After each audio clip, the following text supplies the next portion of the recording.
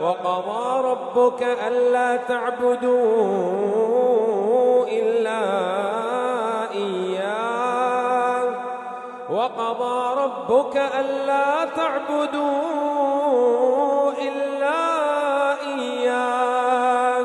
وبالوالدين إحسانا إما يبلغن عندك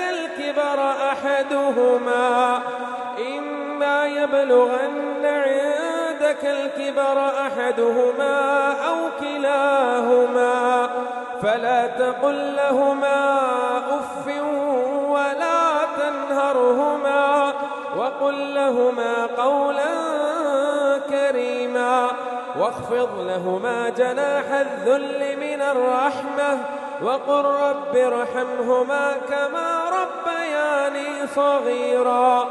ربكم أعلم بما في نفوسكم إن تكونوا صالحين فإنه